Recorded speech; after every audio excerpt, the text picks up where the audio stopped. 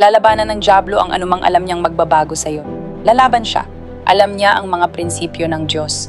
Alam niyang gumagawa ang Diyos ng makabagong mga Pentecostes na sandali ng banal na pagtatagpo. Alam ng dyablo kung nasaan ang kapangyarihan ng Diyos. Alam niya ang mga propetikong salitang inilalabas. Takot na takot ang dyablo sa gagawin ng Diyos sa Ignite Conference. Kailangan mong maging mulat sa espiritual tungkol sa laban kung paanong ayaw talaga ng dyablo na tumanggap ka pa ng higit mula sa Diyos. Ayaw niyang tanggapin mo ang apoy ng banal na espiritu. Ayaw niyang makatanggap ka ng impartasyon. Ayaw niyang mapalibutan ka ng ibang mga mananampalatayang nag-aapoy para sa Diyos kung saan lalo kang mag-aalab sa apoy. Kapag napapaligiran ka ng mga taong nag-uumapaw sa apoy ng Diyos, dadaloy ito sa iyo bukod pa sa kapangyarihang ibinubuhos. Ayaw yon ng dyablo.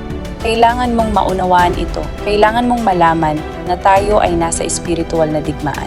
Kapag may inihandang banal na pagtatagpo ang Diyos para sa iyo, kapag nais niyang magbuhos pa ng higit sa iyo at ito ay isinapubliko, kapag may mga propetikong salitang ipinapahayag, alam yon ng dyablo at susubukan niya itong hadlangan. Kaya kailangan kang maging mapagmatiyag sapagkat madalas na susubukan ng dyablo na hadlangan ito sa pamamagitan ng pagpapanggap bilang anghel ng liwanag.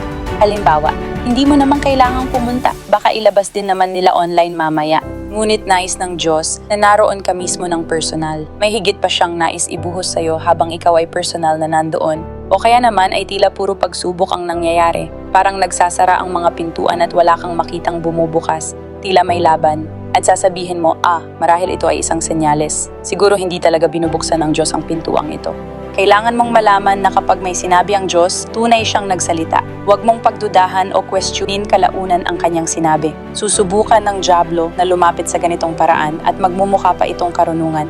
Susubukan niyang pumasok sa anyo ng huwad na pagpapakumbaba. Kaya kailangan kang maging mapagmatyag. Kapag may sinabi ang Diyos, huwag mong kalimutan ang kanyang sinabi at ang kanyang itinuro sa iyo na gawin.